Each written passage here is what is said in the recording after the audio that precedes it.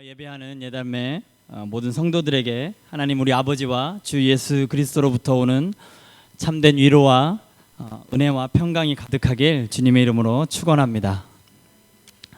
오늘 본문의 말씀은 여러분 잘 아시는 것처럼 야곱이 그의 삼촌 라반의 집을 떠나 고향으로 돌아오는 길에 일어난 일을 기록하고 있습니다. 여러분 야곱이 누구죠? 제이콥, 제 아들이 아니고 야곱은 아브라함의 손자 곧 이상의 쌍둥이 아들 중에 둘째로 태어났습니다.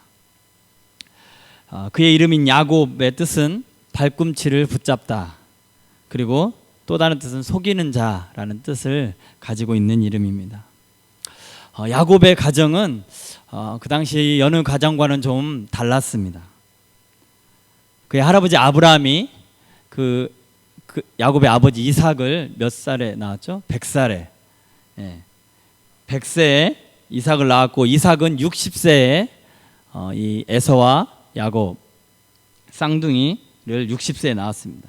그리고 아브라함은 175세에 죽었다고 성경은 기록하고 있습니다. 그럼 야곱과 할아버지가 함께 지낸 연수는 얼마나 될까요? 죄송합니다. 15년입니다. 15년. 100세에 낳았고 60세에 낳았고 175세에 돌아가셨으니까 15년 동안 할아버지 아브라함과 이 손자 에서와 야곱은 함께 15년 동안 지냈습니다. 15년 동안 아브라함은 야곱에게 있어서 어떤 할아버지였을까요?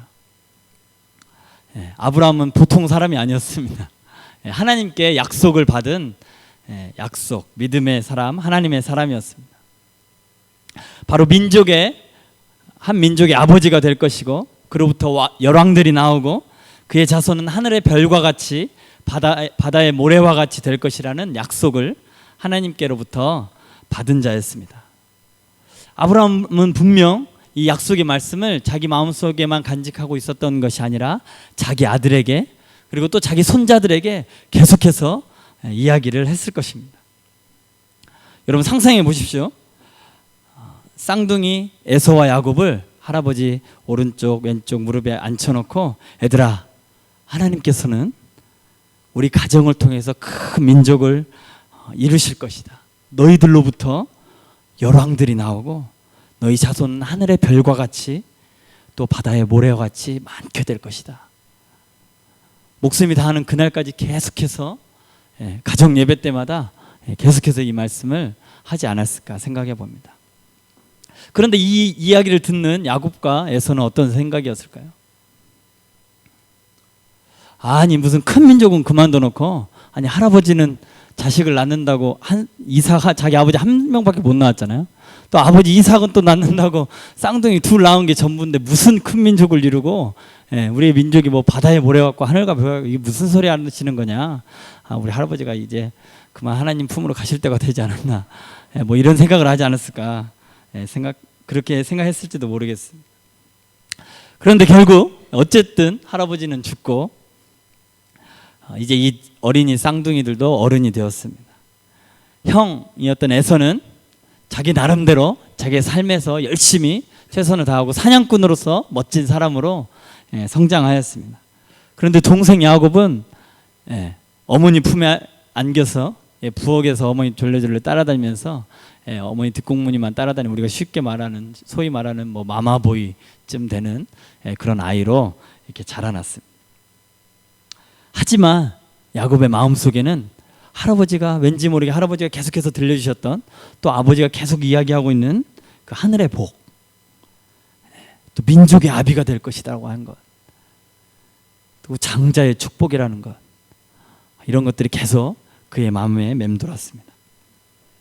그런데 이 야곱과 에서의 어머니인 리브가가 이 아이들을 뱃속에 임신하였을 때 하나님의 사자가 나타나서 하나님께서 그 어머니에게 이렇게 이야기합니다. 내 태중에 두 국민이 있는데 큰 자가 어린 자를 섬기리라. 바로 에서가 야곱을 섬기게 될 것이다라고 분명히 하나님께서 말씀해 주셨습니다. 어머니는 그 말씀을 마음에 품고 계속해서 살았습니다. 그런데 이제 이삭이 그 남편이 이제 나이가 들고 앞도 잘 안 보이고 이제 거의 죽을 날이 다가오는 것을 깨닫고 이제 자기 자식들에게 축복을 하려고 준비를 하고 있는 것이었습니다. 아버지 생각은 이랬습니다. 역시 내가 낳은 우리의 큰아들밖에 없어. 얘가 남자야, 남자. 가서 열심히 사냥도 잘하고. 특별히 뭘 잘 만들었어요? 별미를 잘 만들었어요. 아버지 입맛에 좋게 고기를 사냥해서 와서 맛있게 요리를 해가지고 아버지께 대접을 잘했어요. 아버지 마음속에는 역시 나의 장자는 다르구나 이렇게 생각하고 있었어요. 그래서 이 아들에게 나의 모든 축복권을 넘겨주고 모든 재산을 넘겨줘야 되겠다고 생각을 하고 아내 리브가한테도 그렇게 이야기했어요. 근데 리브가는 생각이 달랐어요. 아니 이 양반아 생각해 보라고. 우리가 애들을 임신했을 때 하나님께서 분명히 큰 자가 어린 자를 섬기게 될 것이라고 이야기하지 않았냐고. 좀 정신이 어떻게 됐냐고. 잘 좀 생각해 보라고. 그런 아버지 이삭은 지금 무슨 소리? 별미가 있는데 지금. 예. 여러분 너무 먹는 거 너무 좋아하시면 안 됩니다. 별미를 너무 밝히면 이렇게 사리 판단을 잘 못하게 되고 분간을 못하게 됩니다. 이삭이 그 별미에 넘어가서 하나님이 말씀하신 음성도 잊어버리고 자꾸만 에서에게 축복을 하려고 그런 모습을 보고 어머니는 참을 수 없어서 결국에는 아버지를 속이고 에서를 속이고 야곱으로 하여금 그 장자의 축복권을 받도록 그렇게 인도를 하고 맙니다. 그 사실을 안 에서는 자기가 받아야 할 모든 축복을 동생이 다 받아버린 걸 알고 아버지에게 가서 아버지 그래도 한 99% 야곱에게 줬으면 1%라도 남지 않았냐고 그거라도 좀 나에게 좀 달라고 구걸을 했지만 이삭에게 남아있는 축복은 아무것도 없었습니다. 이미 야곱에게 모든 축복을 다 해버렸고 오히려 한다고 한 기도는 에서가 야곱을 섬기게 될 것이다라는 그런 기도밖에 없었습니다. 그 사실을 알고 에서는 끓어오르는 분노를 참을 수가 없었습니다. 야곱을 잡아서 죽이려고 했습니다. 그 사실을 알고 어머니 리브가가 야곱을 자기 오빠 라반의 집으로 이렇게 도주를 시키게 됩니다. 야곱은 외삼촌이 있는 하란으로 그 길을 떠나게 됩니다. 거기서부터 야곱의 기구한 인생은 또다시 시작됩니다. 그곳에 가서 역시 남자였어요. 그래도 마마보이였지만 그 라반의 딸, 삼촌의 딸 라헬을 보고 한눈에 반해가지고 그 자기 아내를 얻기 위해서 7년 동안 7년을 수일같이 여겼다라고 이야기했어요. 금방 너무나 좋기 때문에 빨리빨리. 그래서 결국에는 라헬과 결혼을 할 수 있었습니다. 여기서 음악이 빠바바바 이렇게 나와줘야 되는데요. 그런데 성경이 기록하기를 성경에서 재밌는 기록인데 성경은 이렇게 레아 그의 언니 레아와 동생 라헬을 이렇게 기록하고 있습니다. 레아는 시력이 약하고 라헬은 곱고 아리따웠다. 예전 버전으로 하면 알력이 약하였다 그래서 무슨 말인가 했더니 시력이 약하고 동생은 아리따웠다라고 기록하고 있습니다. 정말 시력이 약했는지도 모르겠어요. 그런데 동생은 그러면 시력이 좋았다 이렇게 해야 되는데 동생은 곱고 아리따웠고 언니는 시력이 못생겼다 이렇게 말하기도 성경은 좀 그랬나 봐요. 그래서 시력이 약했다 이렇게 다르게 좀 표현한 것 같아요. 아무튼 그 레아와 첫날밤을 지내게 되죠. 야곱 참 그런 사람이었어요. 아무튼 그렇게 지나가고 그래서 레아와 라헬 두 아내를 얼떨결에 얻게 되었어요. 이 두 아내는 서로 자식 낳기 경쟁을 하게 됩니다. 자기 아버지 야곱이 한을 품고 있었던 아브라함은 한 명 이삭밖에 못 낳고 이삭은 쌍둥이밖에 못 낳았다는 것에 한이 되었는지 열심히 애를 낳기 시작해서 12명, 13명의 아이, 12명의 남자와 그리고 딸 한 명, 13명의 아이들을 서로 레아와 라헬이 서로 자기 종들까지 동원해가지고 자식 낳기에 열을 올렸습니다. 자식뿐만이 아니라 하나님께서 주신 복으로 그의 재산도 점점점 늘어나게 되었습니다. 결혼도 하고 애들도 낳고 재산도 불어나고 이제 배가 좀 불러지자 자기 고향 생각이 났습니다. 고향에 두고 온 아버지, 별미 때문에 어머니에게 구박받고 있을 그 아버지의 모습을 떠올리고, 또 어머니, 또 자기를 죽일 것처럼 미워하던 그 에서 형님도 생각이 났습니다. 그러나 어느 날 하나님께서 이제 고향으로 돌아가라라는 음성을 듣고 고향길로 그의 발걸음을 옮기게 됩니다. 그런데 그에 앞서 야곱이 앞서 종을 보내면서 그 고향의 상황을 살피라고 하는데, 종이 돌아오면서 형님 에서가 400명의 종들을 데리고 지금 이쪽으로 오고 있다라고 이야기했습니다. 야곱은 그 소리를 듣자마자 온몸이 얼어버렸습니다. 아, 형님이 400명이나 되는 군대를 이끌고 나를 죽이려고 다가오는구나 하고 그의 마음이 쪼그라들었어. 저는 이런 이야기를 들을 때마다 참 야곱이 이렇게 동질감을 좀 느끼고 마음이 좀 푸근해집니다. 뭐 성경에 여러 인물들이 많이 나오는데요. 뭐 보디발의 아내의 유혹을 이겨내고 막 감옥의 그런 어려움을 극복해내고 애굽의 총리가 된 요셉, 또 믿음으로 나아가서 돌멩이 하나 가지고 물맷돌 하나 가지고 거인 골리앗을 쓰러뜨리고 나라를 구한 다윗, 또 1,000번째 제사를 드려서 하나님께서 뭘 원하냐, 금도끼를 원하냐 은도끼를 원하냐 이랬는데 하나님 저는 지혜를 원합니다 이래가지고 그 세상에 어떤 사람보다 뛰어난 지혜를 소유하고 있었던 솔로몬, 이런 분들을 보면 나도 저런 큰 믿음을 가지고 저렇게 훌륭한 사람이 되어야 되겠다라고 생각은 하지만 불편하고 저렇게 하려면 얼마나 내가 너무나도 높아 보여요. 벽이 높아 보여요. 그런데 우리 이 야곱 형님만 보면 마음이 푸근하고 전혀 하나님의 사람이 되는 게 그렇게 어려운 일은 아니구나 라고 제가 생각을 하면서 살아갑니다. 배고파, 사냥을 마치고 배고파서 정말 제일 짜증나는 게 배고프건데 그 짜증날 때 형님에게 팥죽 한 그릇으로 장자권을 맞바꿔 해버리는 그런 속셈, 그리고 형과 아버지를 속이고 막 여기 양털을 막 이런 데다 이렇게 붙여가지고 속이고 장자의 축복권을 얻은 가로챈 것, 또 삼촌 라반의 집에서 아까 이야기했지만 아무리 그래도 그렇죠. 아무리 요즘같이 전기가 없고 그렇다고 해도 어떻게 자기가 그토록 사랑하던 라헬과 시력이 안 좋은 레아는 시력이 안 좋으니까 그럴 수 있다고 해도 야곱도 시력이 안 좋았는지 첫날 밤을 치르는데 제가 오늘 저기 하이씨들이 오늘 같이 예배를 드린다고 해서 이거 19금인데 제가 그랬는데 같이 첫날 밤을 보내는데 어떻게 자기가 그토록 사랑해왔던 라헬을 알아보지 못하고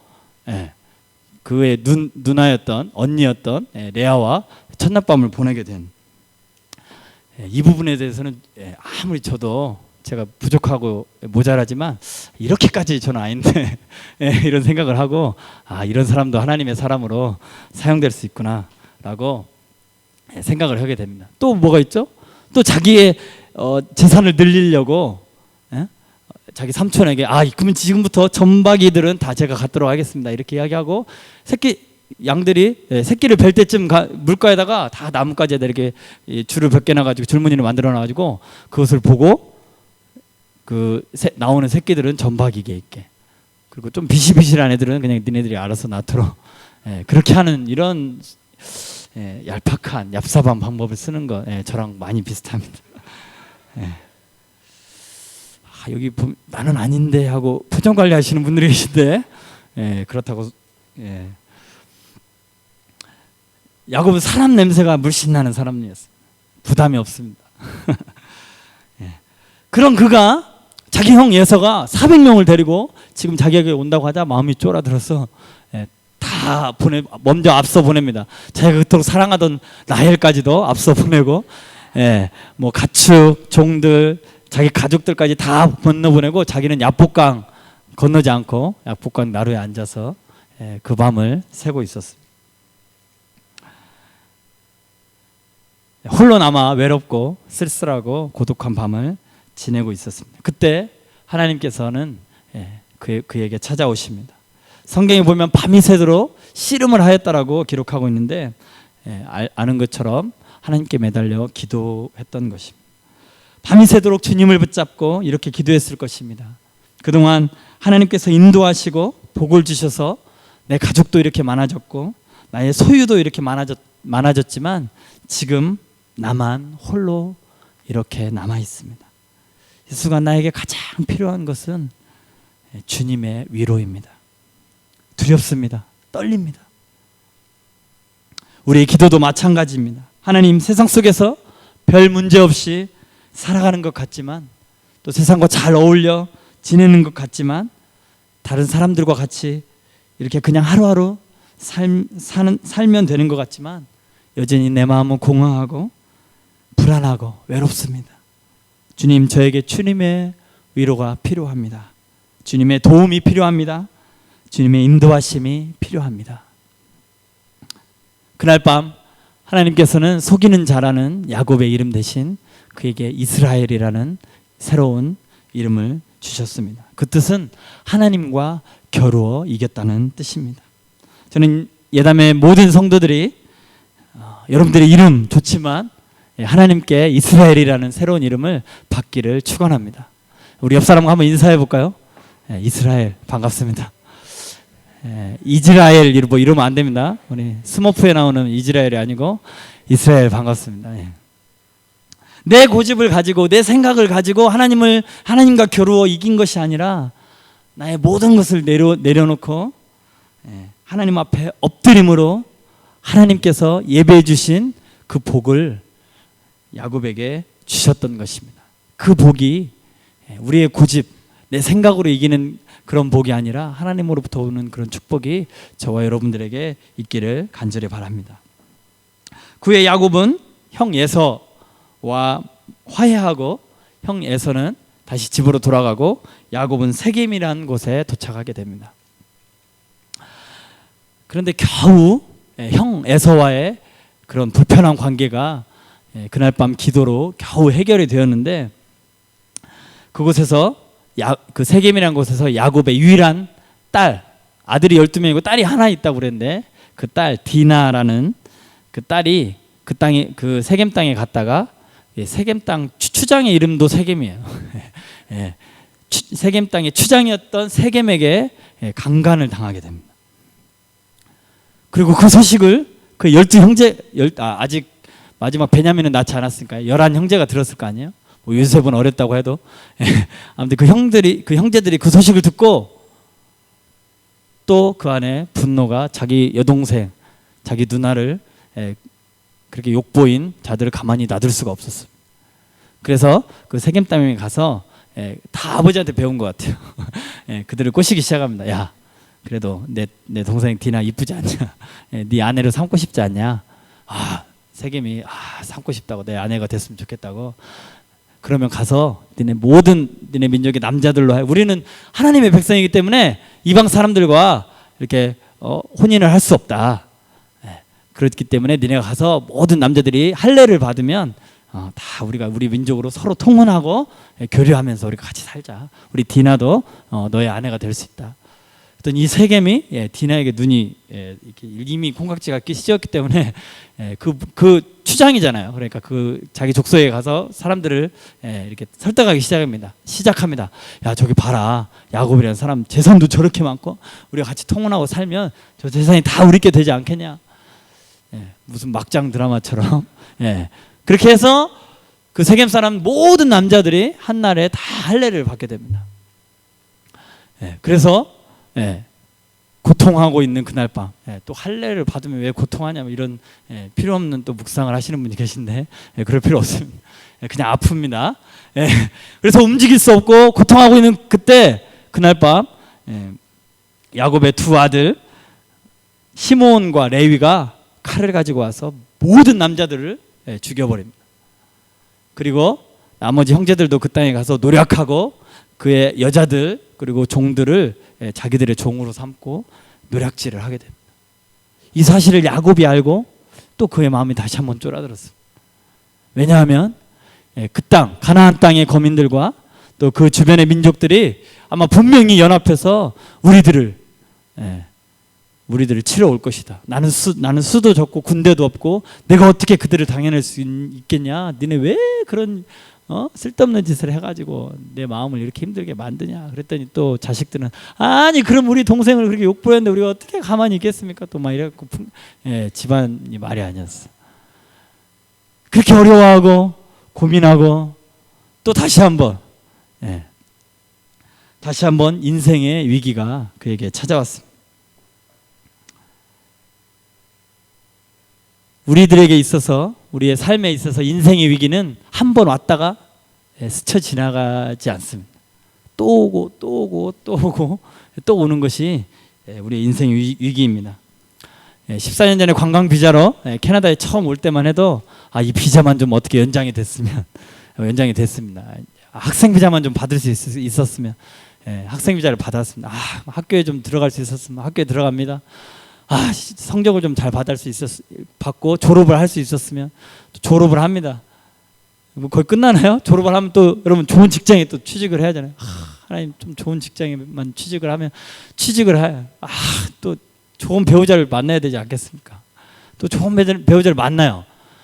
또 자식도 낳아야 되는데 자식을 낳으면 그때부터 더 큰 험한 위기가 온다는 것을 모르고 우리 인생은 점점 갈수록 산을 하나 넘으면 또 산이 있는 것, 첩첩산중이라고 그러죠.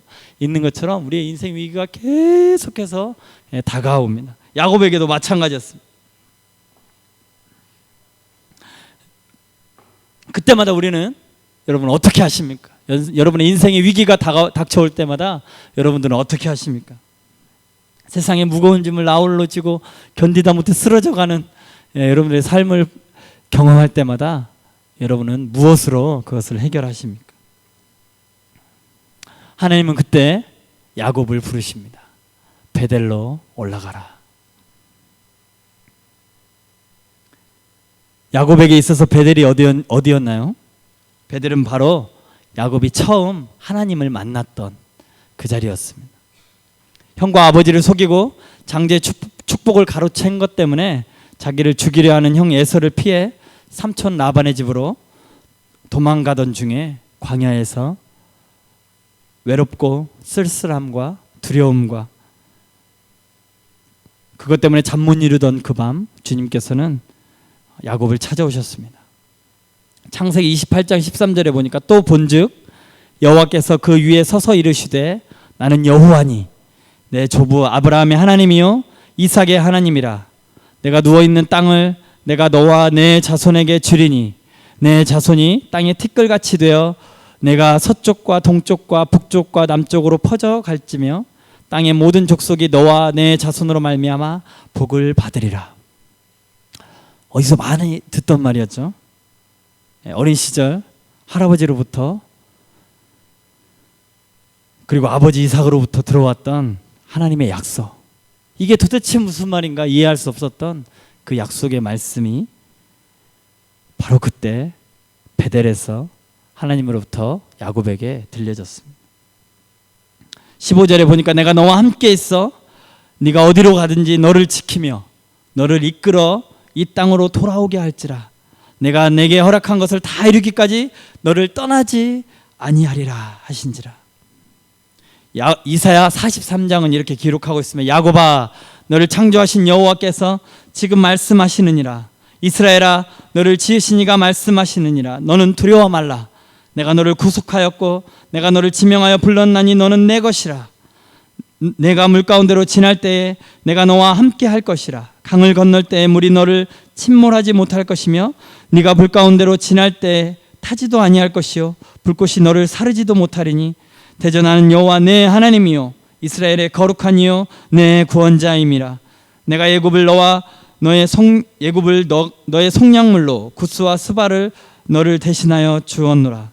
내가 내 눈에 보배롭고 존귀하며 내가 너를 사랑하였은즉 내가 내 대신 사람들을 내어주며 백성들이 내 생명을 대신하리니. 야곱은 위기의 순간에 베델로 나아갔습니다.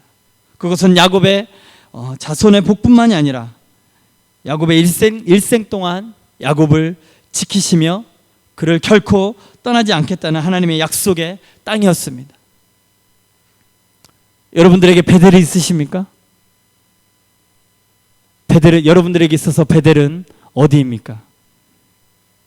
세상 속에서 비틀거리며 갈 바를 알지 못해 쓰러지고 세상 속에 나 혼자만 있는 것처럼 외롭고 쓸쓸할 때, 더 이상 살아갈 힘조차 없어 주저앉아 있을 때, 인생이 뿌리채 뽑혀져 버린 것 같은 절망감에 사로잡혀 있을 때, 하나님께서 여러분을 만나주신 그때가 있었습니까?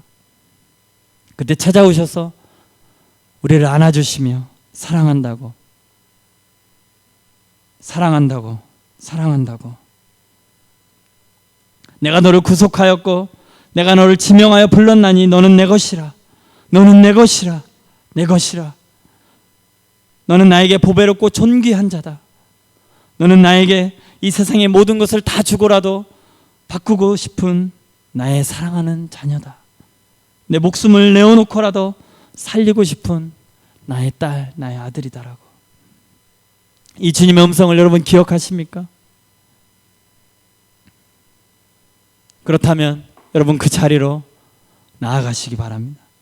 그것이 기도의 자리입니까? 그것이 말씀의 자리입니까? 그것이 예배의 자리입니까?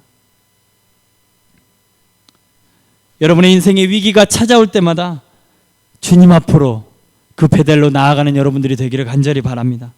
주님은 여전히 그 자리에서 여러분들을 기다리고 계십니다. 집을 나간 탕자가 돌아오기만을 간절히 기다리며 맨발로 일어서서 먼 언덕 위를 바라보고 있는 아버지의 심정으로 주님은 오늘도 여러분들을 기다리고 계십니다. 그 주님의 품으로 나아가시기를 바랍니다. 그 주님의 품 안에 참된 위로가 있고 참된 소망이 있고 참된 안식이 있습니다. 그리고 또 한 가지는 요한계시록 2장에서 초대 7교회에 대해 말씀하시면서 첫 번째로 예배소 교회를 향해 책망하시며 이렇게 말씀하십니다. 4절에 그러나 너를 책망할 것이 있나니 너의 처음 사랑을 버렸느니라. 그러므로 어디서 떨어졌는지를 생각하고 회개하여 처음 행위를 가지라. 만일 그리하지 아니하고 회개하지 아니하면 내가 너에게서 너의 촛대를 그 자리에서 옮기리라 라고 말씀하십니다. 어디서부터 우리가 주님을 향한 처음 사랑을 버리고 떨어졌는지 생각해야 합니다. 회개하고 처음 사랑을, 처음 행위를 가지라고 말씀하고 계십니다. 그렇지 않으면 촛대를 옮기실 것이라고 말씀하십니다. 여러분 베델로 돌아가시기를 바랍니다. 우리의 신앙을, 우리의 믿음을 늘 돌아보면서 어디서 나의 첫사랑이 잃어버려졌는지, 어디서 하나님을 향한 내 마음이 식어졌는지 그것을 돌아보고 하나님을 향한 첫사랑으로 회복하시기를 바랍니다. 이기는 그에게는 하나님의 나라의 낙원의 생명나무를 먹게 하리라 라고 약속해 주고 계십니다. 말씀을 맺습니다. 아무쪼록 늘 우리가 살아가는 그 삶의 현장에서 하나님이 함께 하시는 베델을 경험하며 그 품 안에 거하는, 그래서 우리의 신앙과 믿음이 주를 향한 첫사랑을 회복하여 하나님의 나라를 이 땅에서 누리며 살아가는 우리 예담의 모든 가족들이 되시기를 주님의 이름으로 간절히 축원합니다. 우리 함께 기도하시겠습니다. 살아계신 하나님 아버지 감사합니다. 우리를 향한 뜨거운 그 주님의 사랑과 열정 앞에 우리가 다시 한번 머리 숙여 엎드려 감사와 찬송을 올려드립니다. 우리를 향한 그 주님의 마음이 하나님 이 시간 야곱을 통하여 우리에게 부어지기를 소망합니다. 베델로 올라오라. 내가 너를 처음 만났던 그곳, 너에게 아무 힘도 없고 아무 능력도 없고 아무 소망이 없을 때 너를 찾아가 만나주었던 그 자리, 거기로 다시 돌아오라 말씀하시는 그 주님의 음성을 듣게 하여 주시고, 하나님을 향한 첫사랑을 잃어버려 뜨겁지도 않고 차지도 않게 살아가는 우리의 삶에 다시 한번 주님을 향한 첫사랑을 회복하기 위하여 우리를 베델로 부르시는 그 주님 앞에 겸손히 순종함으로 나아가는 하나님의 모든 백성들이 될 수 있도록 주여 인도하여 주시옵소서. 감사드리며 살아계신 예수님의 이름으로 기도드리옵나이다. 아멘.